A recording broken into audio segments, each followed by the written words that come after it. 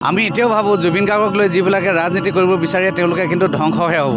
কাৰণ জ্বলন্ত এজোকুৰা জুই আছিলে জুবিন গাৰ্গ, আৰু পলিটিক্স ভাল নাপায়। তেওঁ কৈছিলে বহুদিন আছে, পলিটিক্স নকৰিবা বন্ধু, পলিটিক্স নকৰিবা বন্ধু, জাতিৰ মাটিৰ গান গুণগুণাও, পলিটিক্স নকৰিবা বন্ধু, দুবেলা দুসাঁজ ভাত খুটি খুটি খাওঁ, পলিটিক্স নকৰিবা বন্ধু। এই কথাটো তেওঁ তেতিয়াই কৈ থৈ গৈছে। আৰু সেইটোতো আমাৰ বুকুত একুৰা ক্ষোভৰ জুই জ্বলি আছে, মানে উদগীৰণ হওঁ হওঁ লাগে, কিন্তু ওলাই আহিব খোজে ক্ষোভৰ জুইৰ কৰা। কিন্তু কথা হ'ল মানে আমি ন্যায়ালয়ৰ ওপৰত সম্পূৰ্ণ আস্থা ৰাখিছোঁ, আমি যাতে ন্যায় পাওঁ। জুবিন গাৰ্গৰ ন্যায় বিচাৰি আছোঁ, সদায় চিঞৰি আছোঁ। আৰু ৰাজনীতিৰ কথা কৈছে, অসমৰ আকাশে বতাহে এতিয়া জুবিন গাৰ্গক লৈ, আমাৰ প্ৰাণৰ শিল্পীজনক লৈ পিনে এতিয়া ৰাজনীতি কৰিবলৈ চেষ্টা কৰিছে। মই কেৱল শাসক বিৰোধী নহয়, চব দলৰ কথা কৈছোঁ দেই। চবেই কিন্তু মানে জুবিন গাৰ্গক লৈ ৰাজনীতি কৰিব বিচাৰি আছে, কিন্তু এইটো মানে অনুচিত আছিলে এইটো কৰাটো।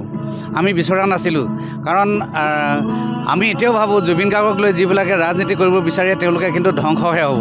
কাৰণ জ্বলন্ত এজোকুৰা জুই আছিলে জুবিন গাৰ্গ, জ্বলন্ত এটা নক্ষত্ৰ আছিলে জুবিন গাৰ্গ, সেই কথাটো জানে। আৰু পলিটিক্স ভাল নাপায়। তেওঁ কৈছিলে বহুদিন আছে, পলিটিক্স নকৰিবা বন্ধু, পলিটিক্স নকৰিবা বন্ধু, জাতিৰ মাটিৰ গান গুণগুণাও, পলিটিক্স নকৰিবা বন্ধু, দুবেলা দুসাঁজ ভাত খুটি খুটি খাওঁ, পলিটিক্স নকৰিবা বন্ধু।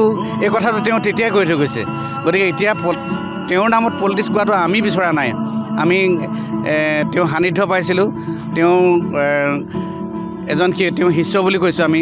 জুবিন গাৰ্গক আমি এতিয়া গুৰু হিচাপে মাতিছিলোঁ, যদিও বয়সত প্ৰায় সমানে হ'ম, তথাপিও গুৰু হিচাপে মানিছিলোঁ। মোৰ গোটেই গানখিনি মই যিমান বাতি ভৰাই চেখাবিৰ পৰা শেষৰ মৰিলংলৈকে গোটেই গানখিনি লিখিলোঁ।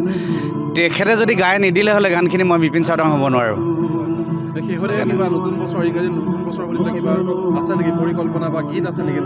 পৰিকল্পনা কৰিছোঁ, অসমৰ বাপতিসাহোন বিহুটোত আমি জীয়াই ৰাখিবই লাগিব।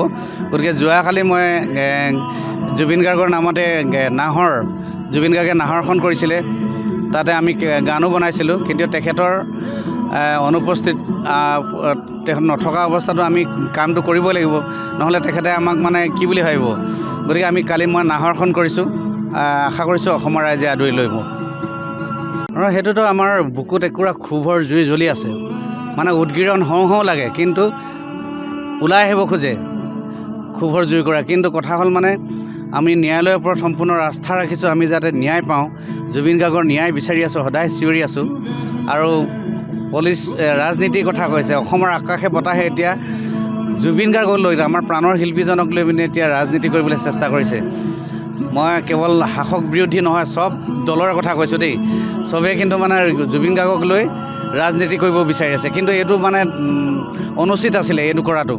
আমি বিচৰা নাছিলোঁ, কাৰণ আমি এতিয়াও ভাবোঁ জুবিন গাৰ্গক লৈ যিবিলাকে ৰাজনীতি কৰিব বিচাৰে তেওঁলোকে কিন্তু ধ্বংসহে হ'ব। কাৰণ জ্বলন্ত এজোকুৰা জুই আছিলে জুবিন গাৰ্গ, জ্বলন্ত এটা নক্ষত্ৰ আছিলে জুবিন গাৰ্গ, সেই কথাটো জানে। আৰু পলিটিক্স ভাল নাপায়। তেওঁ কৈছিলে বহুদিন আছে, পলিটিক্স নকৰিবা বন্ধু, পলিটিক্স নকৰিবা বন্ধু, জাতিৰ মাটিৰ গান গুণগুণাও, পলিটিক্স নকৰিবা বন্ধু, দুবেলা দুসাঁজ ভাত খুটি খুটি খাওঁ, পলিটিক্স নকৰিবা বন্ধু। এই কথাটো তেওঁ তেতিয়াই কৈ থৈ গৈছে।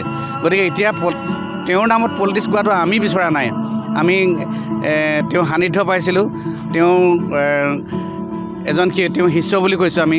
জুবিন গাৰ্গক আমি এতিয়া গুৰু হিচাপে মাতিছিলোঁ, যদিও বয়সত প্ৰায় সমানে হ'ম, তথাপিও গুৰু হিচাপে মানিছিলোঁ। মোৰ গোটেই গানখিনি মই যিমান বাতি ভৰাই চেখাবিৰ পৰা শেষৰ মৰিলংলৈকে গোটেই গানখিনি লিখিলোঁ।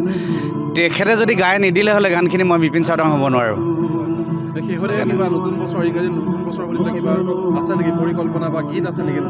পৰিকল্পনা কৰিছোঁ, অসমৰ বাপতিসাহোন বিহুটোত আমি জীয়াই ৰাখিবই লাগিব। গতিকে যোৱাকালি মই জুবিন গাৰ্গৰ নামতে জুবিন গাৰ্গে নাহৰখন কৰিছিলে, তাতে আমি গানো বনাইছিলোঁ। কিন্তু তেখেতৰ অনুপস্থিত, তেখেত নথকা অৱস্থাতো আমি কামটো কৰিব লাগিব, নহ'লে তেখেতে আমাক মানে কি বুলি ভাবিব। গতিকে আমি কালি মই নাহৰখন কৰিছোঁ, আশা কৰিছোঁ অসমৰ ৰাইজে আদৰি লৈ মোক।